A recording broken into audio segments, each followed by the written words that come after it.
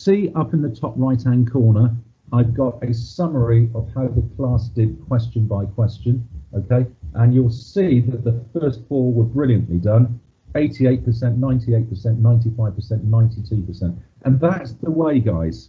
Get the easy stuff right.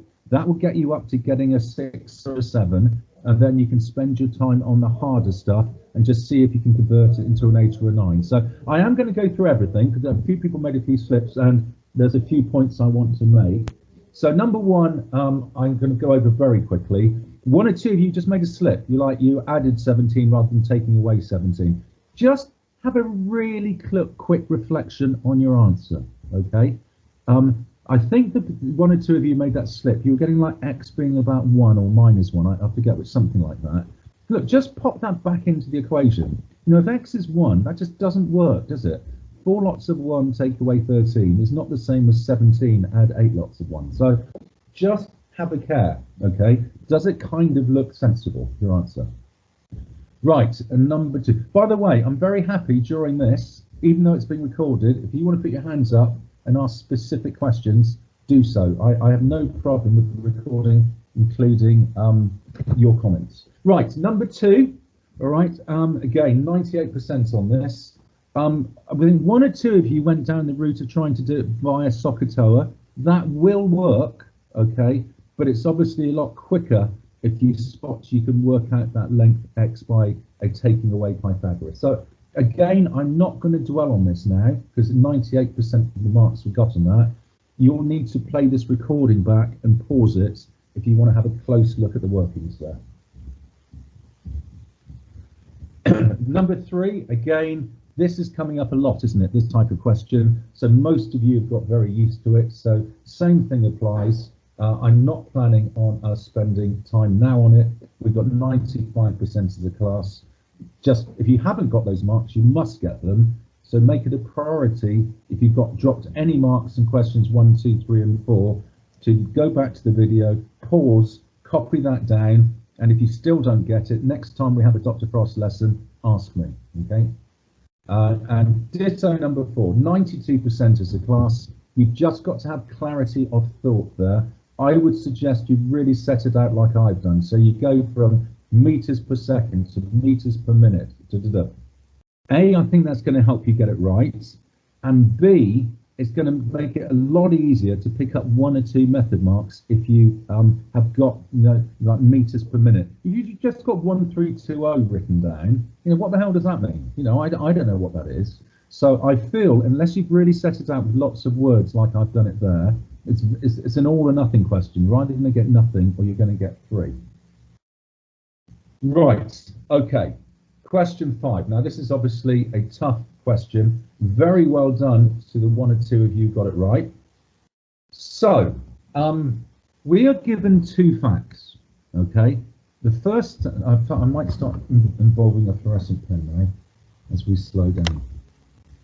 So, we are given 2 facts here. The first fact we are given is that the 25th term is 44.5. I'm just highlighting that in green. Now, it's very important, and I would suggest you write the bit in the top right-hand corner down, which I'm just circling now. How does an arithmetic sequence work? The first term is A. The second term that you add on to that is A plus D, because you'd be like adding on 3 each time or something. The third term is A plus 2D, as you add on another D, and so on. And then you've got to realise that the number of D's compared to the position in the term differs by 1, okay? So I'm just going to change my fluorescent pen colour, because not many of you pick this up. So let's take, for example, the 4th term in the sequence that I've just highlighted in orange. The 4th term, the position number 4, n equals 4, is A plus 3D. So they are telling us it's the 25th term.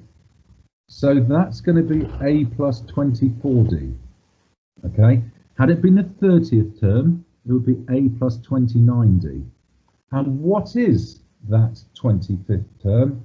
it is 44.5. Okay, so that gave you equation number 1, and I've just rearranged it to make A the subject. Now, not many of you got that one. What a lot of you did get was to plug the second piece of information into the formula. So we are told that the sum of the first 30 terms is 765. Plug that into the formula that's given in the front of the tables that I've just copied over on the right.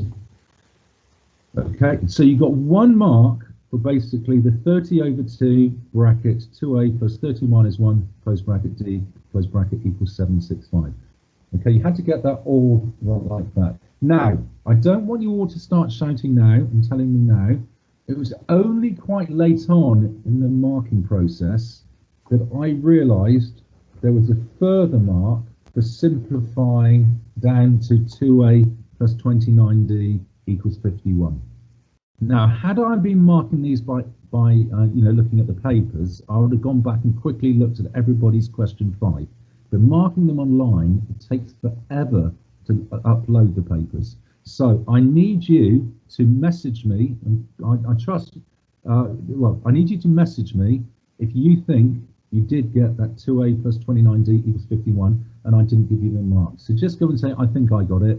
Just message me later, either now or later in the day, and I will go and check, because obviously I've got access to the papers. I will go and open up your paper. So say Eb says to me, I think I got that mark. I'll go and have a look, and if he did, I'll add the mark to it. Okay. So I apologise for that. I only noticed it late on that that's where the third mark came. Okay.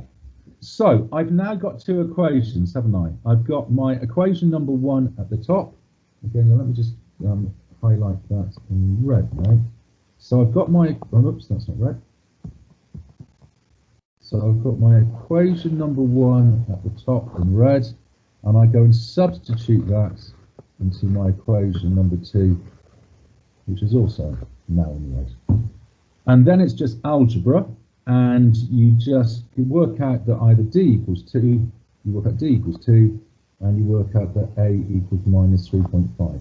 And if you got either of those, that picks up the 4th mark. Now, once you know what A and D is, you've been asked to work out what the 16th term is. So the 16th, this goes back to the bit in orange at the top, doesn't it? If it's the 16th term, that is when D is 15. Okay, it's that bit at the top, the difference between the position and the number of Ds. So for the 16th term, I'm just highlighting in green. Okay, for the 16th term, A plus 15D, you just worked out what A is, you just worked out what D is. That allows you to work out that the 16th term is 26.5, and that getting that gave you the 5th and final mark. Okay, so I think you did, what did we get? We got 27% on that. I think quite a few of you were picking up the first mark, but which was the one from the light blue sentence at the top.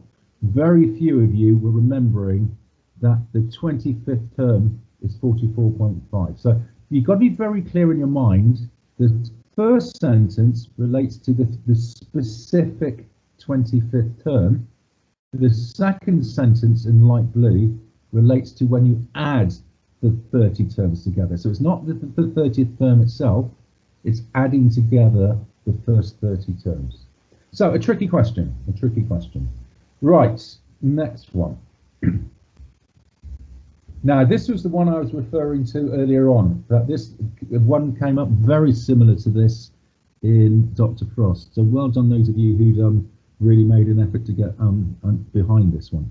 So let's just go through this. We're given a fact. We're told that A equals 25 times 10 to the power of 14n. But we need to work out what A to the power of 3 over 2 is. So let's just go and put both sides to the power of 3 over 2. That's that second bit. Now, remember when you multiply inside the brackets. So let's just go and do a side working here. if we've got, say, 2 times 3 being squared, we know that 2 3s is 6, 6 6s is 36. That's the same thing as 2 squared times 3 squared. All right, it works. Okay, so it's important that you realise, so it's just good algebra skills, that where your times, provided your timesing inside the bracket, providing your timesing inside the bracket, each of the components can be put to the power of 3 over t. So that's that line there. So that's the key line, I would say. That is the key line that I'm just putting by the arrows. You then process it. 25 to the power of 3 over 2, you can just pop into your calculator, okay? But at the end of the day, the denominator means you're square rooting it, so that becomes 5. The numerator means you're cubing it, so that becomes 125. Now, if you got 125 showing some workings, that was a mark. Now, moving over to the second term that I'm just going to highlight in red. Where you've got a power inside the brackets and a power outside the brackets, you've got to multiply them. So 14 divided by 2 multiplied by 3 is 21. So that's where the 10 to the power of 21n came. Now, that gave you 2 marks out of 3, but you haven't answered the question. The question asked for you to give your answer in standard form. Your answer in standard form at the top. You've done it in light blue. So, remember, for standard form, the first number's got to be between 1 and 100.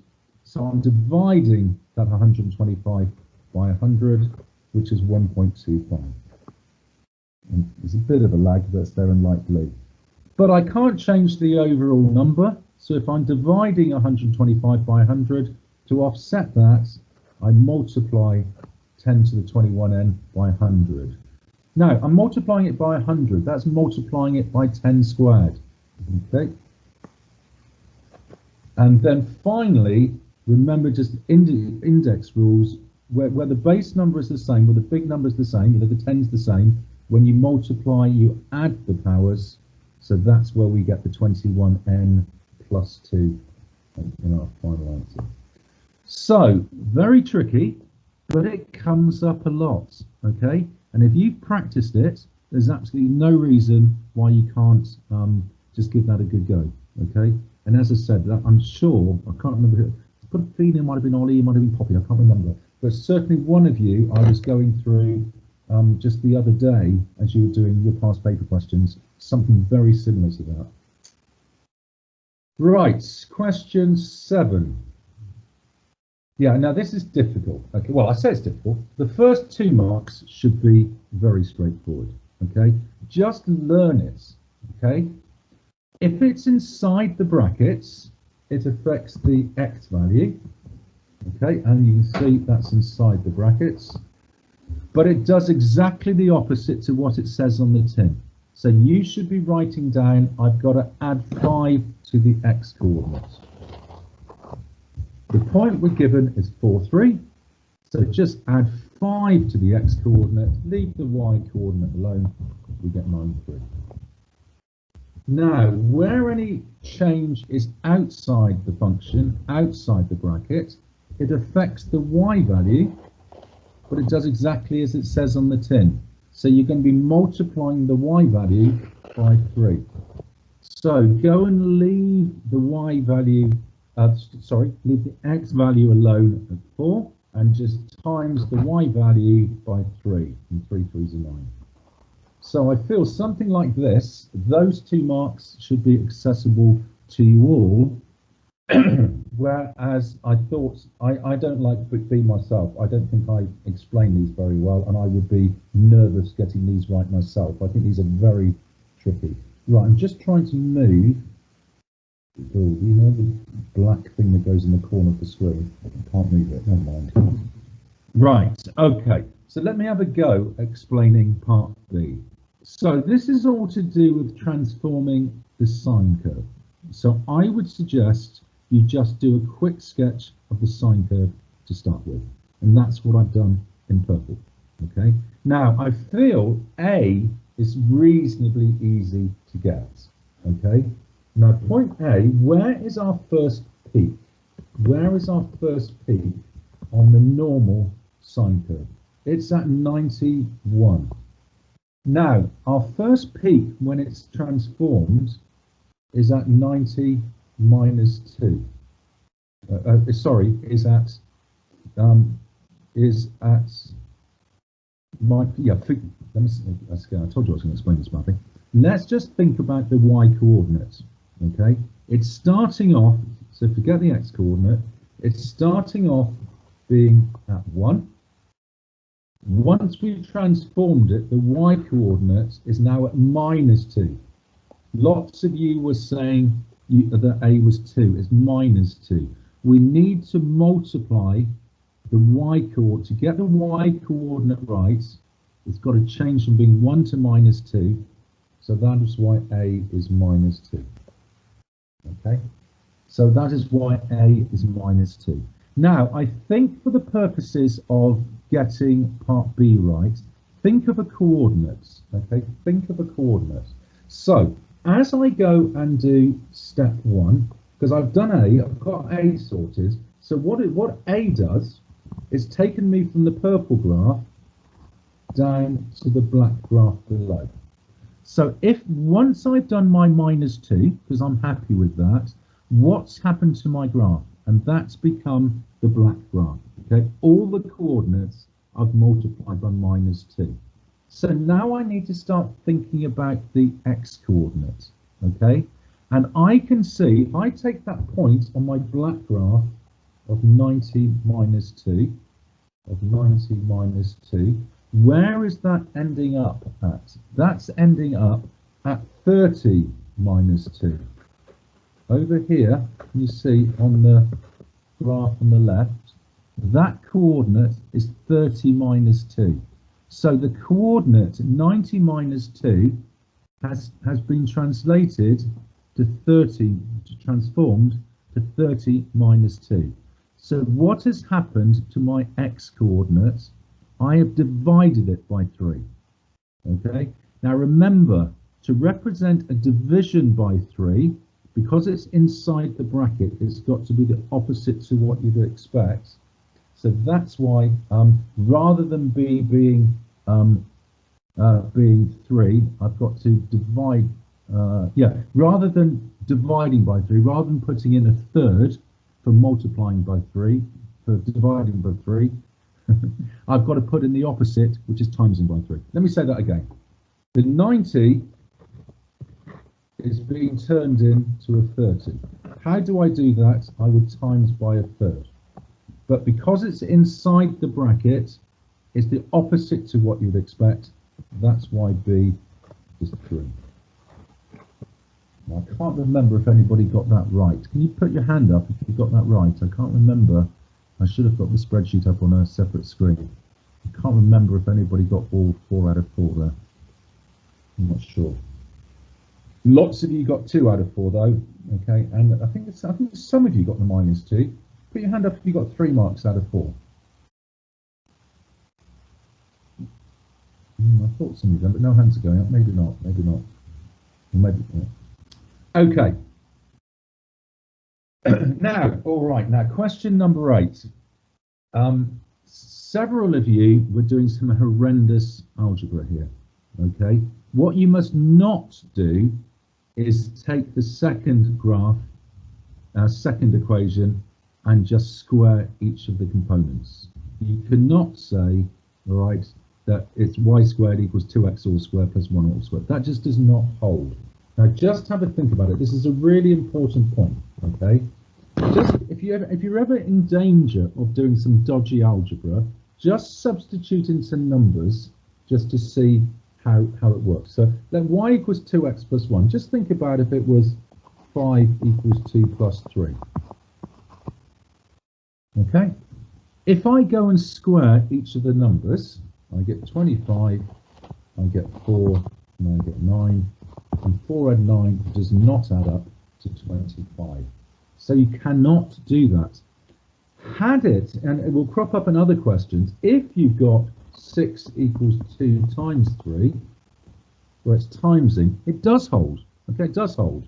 6 squared is equal to 2 squared times 3 squared.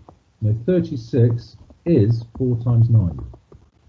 So it does hold when two terms are being multiplied, that you can square, square, square, but not when it's being added. Okay, so those of you who just did that, you know, that's horrible algebra, no offense. Okay, what you need to do is substitute in. You take the y value and you substitute it in to the more complicated quadratic. Okay, so that first line of workings is the key one, the one that gave you that opening mark. That is the key line of workings in light red. Okay, you then number crunch all the way through. Now, a number of you, when you got to there, the lot that there, just literally went to your calculator and used the quadratic function to come up with the solutions. Now, I've said to you before, you've got to pretend to factorize or pretend to use the formula, all right, and then really, but you don't. So, and particularly in a question like this, where it says show clear algebraic working, there were marks going for you demonstrating that you know how to solve a quadratic and not just let your calculator do the work. Okay, so so one or two of you dropped a mark because you didn't show clear algebraic working of that bit on the left. Okay, so I'm just putting the red lines to. So you've either could factorize it, or it's quite a tricky factorizing. So it certainly would be fine to use the formula and to say a equals 14, b equals 12, c equals -2, or having half them all, a is 7, b is 6, c is -1, and just bung it into the formula, and then just don't use the formula. So just set up the first row of the formula, and then use your calculator for the answers. So you do need to do that. That would have been fine. So just to clarify, you didn't need to factorize. You could solve it by using the formula, but you must pretend to use the formula. So you must do the opening bit of substituting into the formula, and then of course you don't then have to, you can then just do the calculator way. So that gives us the x values of -7 and -1. And then you substitute back into the easier equation, I would suggest, the y equals 2x plus 1 to get your final y solutions. Now, be careful. You're finding pairs of points. There are a number of you that were finding the x's and finding the y's, and you weren't marrying them up together. So you don't have to do them as coordinates. You could say x is a 7th, y is 9/7, x is -1, y is -1. But you do have to make it clear which x coordinate goes to which y coordinate. And some of you are actually getting it the wrong way around, so you were dropping a mark there. So you do have to go and make it clear which x relates to which y. Okay. Right. Okay, then the beast of a question. So, full marks to those who got this right. Memory, I think it might only have been Ella. I could be wrong. I don't want to do anyone a disservice. If there's anyone else who thinks they got 5 out of 5 and number 9, can you wave? Because I know Ella did, but I can't remember if anyone else did. Okay. Right, we're going to take a bit of time doing this one, guys, and I've gone to a bigger screen to try and sort this out. So just wait till this was tricky. So let's try and work our way through it bit by bit. All right, I'll see if I can draw it as I go as well. Okay, so y is on a bearing of 280 from x. So start off by having x, go around 280 degrees, and y is somewhere up there, and that angle there is my 280 degrees, and that's obviously creating a little angle there of 80 degrees. There's my x and y. So that's having processed the point in the y point. Okay, we're then told, let's change colour, that z is on a bearing of 220 from y. So put in your north, go around 220, which is a bit beyond 80, 180, isn't it? So it's over here somewhere. And there is my 220 degrees. And there is my point Z. So that is processing the green point. Okay, let's then just fill in what else they tell us. We're told the distance from X to Y is 3.5. And from Y to Z is 6. So that's just processing the 2 points of Y. Okay, now, this is where it gets tricky. What we really want to do, we've got this triangle, this XYZ triangle, right? So let's just put in that to that. We really want to work out that angle inside the triangle at the top. So this is one way to do it. There might be other ways, okay? But this is the way I thought about it. Let's just get my, by doing F angles, oops, that's a bit big, but we'll go with it. By doing the F angle, by doing the corresponding angles that are equal, I can see that that angle up there, let's go back to using the light blue pen, that angle, so if I extend that line, actually not the blue, it's not a good call, extend that line there, that angle, that 80 there, is the same as that 80 there. Okay, now angles on a straight line add up to 180, so that bit there must be 100. Okay, now if that bit is 100, that is 100 there, all right, and yes, I know it's 220, that green one all the way around, that angle inside the triangle must be 120. So that was key to be able to get to that 120.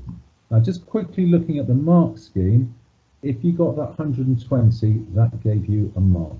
Okay, so there was a lot of work to get that first mark. Now, once you've got the 120, I don't think this is too bad. Okay, we're being asked to work out, what are we being asked to work out?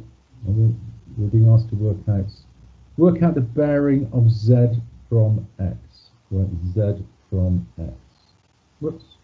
Z from X. Okay, so we're trying to work out the bearing from Z from X. Right, okay, so what we're trying to work out, guys, is that angle that I've gone and popped there in, I've called beta. Right, that is the angle we're trying to work out, the angle of Z from X. Okay, now in order to work out beta, I'm going to need to work out that alpha in light blue. I need to work out that angle at X, I mean inside the triangle. Now at the moment I've got side angle side. I've got a trapped angle. I use the cosine rule. So using the cosine rule, okay, I can work out that length A is 8.3216. Okay, so using the cosine rule, that bit that I've highlighted in yellow, I can work out that the length A is 6, and then using the sine rule, I can work out that alpha is 38.639. I'll just put a dot next to the angle that I've just worked out. Okay, so I know that that angle at X is 80 degrees. Let's just go back and see where we picked that up from. Yes, that we had that back at the beginning. Do you remember that angle there? That angle there is 80 degrees. We established that right at the beginning. Oops, sorry. Okay, so that angle is 80 degrees. We've just worked out what that alpha is, 38.69. So the angle that we want is which forms a full turn, is the 360, take away 80, take away 38.639, which is 241.4 to 1 decimal place. Okay, so that was tricky. All right, you had to do a lot of angle work to work out the 120. You then had to use the cosine rule and then the sine rule, okay? But that was the hardest question on the paper. That was literally the last question of when you put the 3 papers together. There's going to be a question there that separates the 9s from the 9 stars, okay? So, you know, don't beat yourself up. I think you would only expect, you know, 1 or 2, 2 or 3 in the top set to get that sort of question right. Okay, so I'm quite happy before anybody want to ask any questions? And yeah, anyone got any questions on those? I'm sorry I've been talking the whole lesson, but it is, I think this was an important one. Anyone got any queries on any of those questions? Okay, what I will do, I'm going to stop the recording then, and you're welcome to go. I'm going to hang on if anybody's got any queries about admin or concerns about parents' evening or about the grades they're going to get or anything like that. So do feel free, because I've stopped the recording now,